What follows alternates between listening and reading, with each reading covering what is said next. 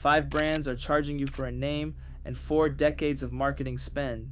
And 5 brands are quietly building better bikes for less money and hoping you notice before the industry convinces you otherwise.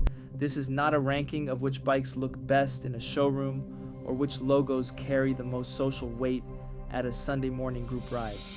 This is an examination of where the money in a bicycle purchase actually goes, what you are paying for when you buy from a brand operating at the premium end of the market, and whether the premium reflects genuine engineering investment or accumulated brand equity that the company monetizes because the culture of cycling has never developed effective resistance to paying for prestige. The brands charging too much are not making bad bikes. That is the important distinction that gets lost in conversations framed around value. They are making good bikes at prices that reflect what the market will bear rather than what the engineering costs to produce. And the gap between those two numbers is where the honest conversation about value lies. The brands worth the money are not making perfect bikes at zero profit margin out of some commitment to consumer advocacy. They are making bikes that reflect their actual manufacturing costs, their actual component sourcing, and their actual engineering investment in a way that the premium heritage brands stopped doing at some point when they realized the name was worth more than the object and adjusted their pricing accordingly. Understanding which category a brand occupies requires looking past the marketing language, past the professional racing endorsements, and past the peer pressure of a sport whose culture has always measured seriousness in part by the price of the equipment, and asking a simpler and more useful question. What are you actually buying, and what does it actually cost to make?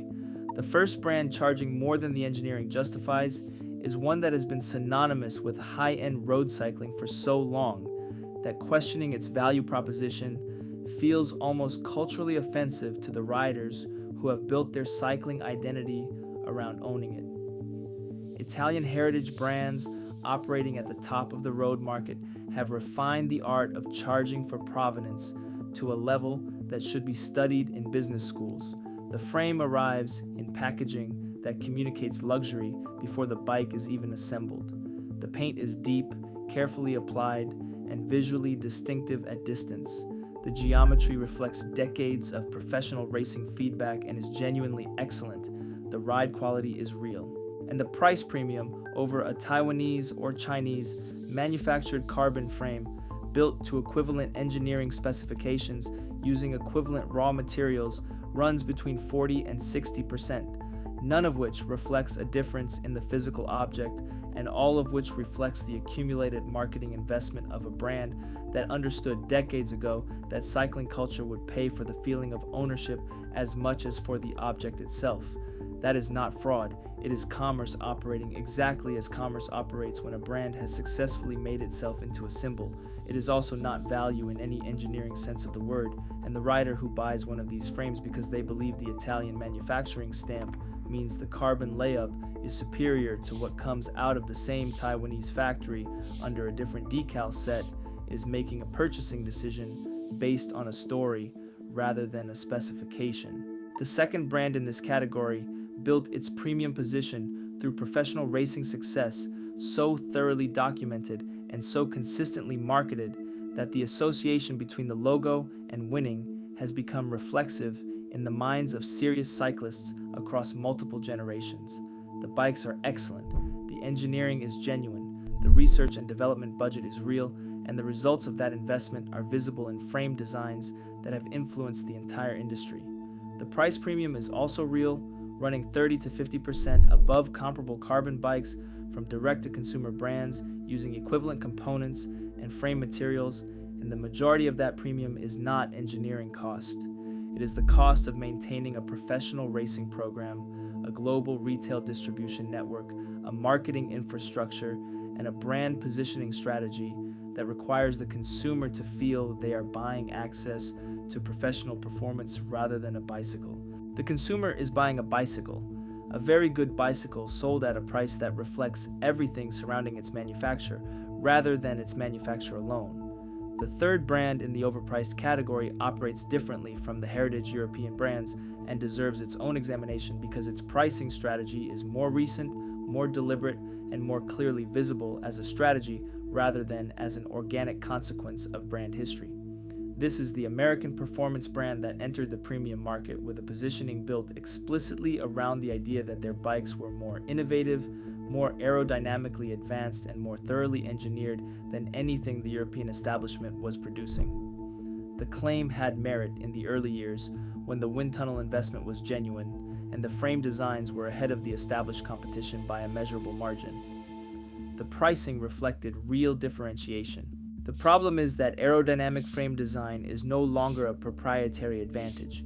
The computational fluid dynamics tools that produced their original differentiation are now accessible to every serious frame manufacturer at a cost that has dropped dramatically over the past 15 years. The frames coming from direct-to-consumer brands and from Taiwanese manufacturers working with their own engineering teams are aerodynamically competitive with the American premium brand's offerings at price points 30 to 40% lower. The brand has not adjusted its pricing to reflect this competitive parity. It has instead invested in retail experience, athlete endorsements, and integrated ecosystem products that increase the brand's total revenue per customer, while the core engineering advantage that justified the original premium has been progressively eroded by the industry catching up. The fourth overpriced brand is a European manufacturer whose premium positioning rests almost entirely on a single technological association that was genuinely innovative at its introduction and has since become so widely replicated across the industry that it no longer represents meaningful differentiation.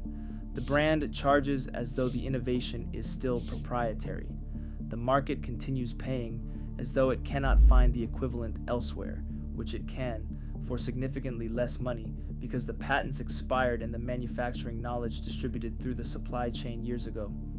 The fifth brand charging more than the engineering justifies is the most interesting case because it is a brand that is genuinely excellent at the component level but has structured its pricing around a retail and distribution model that adds cost at every stage between manufacturer and consumer without adding value at any of them. The bikes are good. The shops that sell them are beautiful and well staffed and located in neighborhoods where the rent reflects the ambitions of the clientele.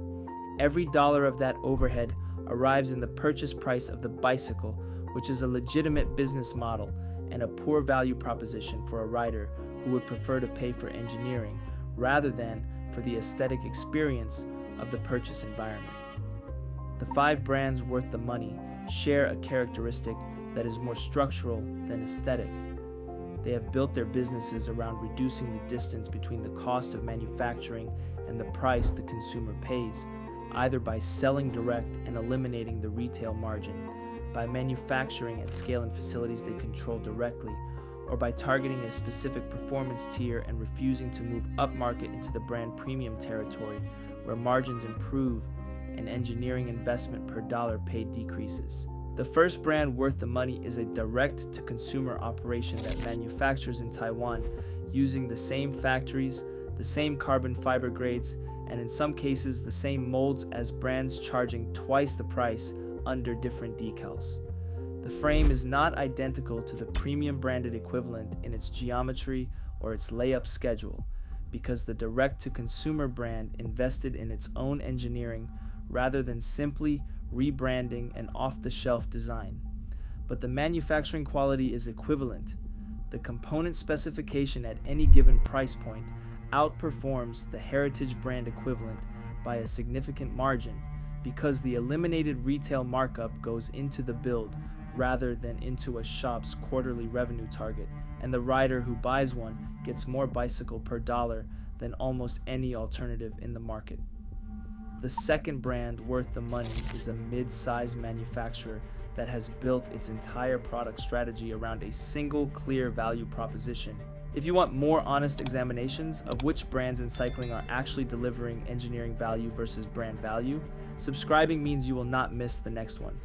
This brand identified the price point at which the performance to cost ratio peaks for the majority of serious recreational cyclists and built their entire range around delivering the best possible bike at that price, rather than using entry-level models to cross-subsidize an aspirational flagship program.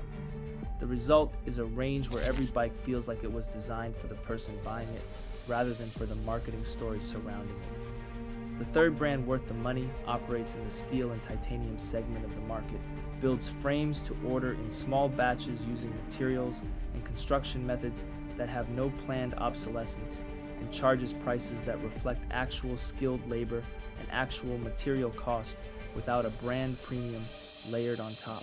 The fourth is a component manufacturer that entered the complete bike market and brought its component-level engineering discipline to frame design, resulting in bikes that are built the way someone who understands manufacturing rather than marketing would build them, with measurable performance advantages in the areas that matter and no investment in the areas that make photographs look good in catalog shoots. The fifth brand, Worth the Money, is the most counterintuitive entry on this list because it operates at a price point that feels premium until it is compared to what the heritage brands charge for equivalent specification, at which point it becomes clear that the brand is simply charging what the engineering costs rather than what the name could command, which in the context of the current cycling market is the most radical positioning strategy available and the one that most consistently produces satisfied customers who feel the relationship between their money and their bicycle makes sense.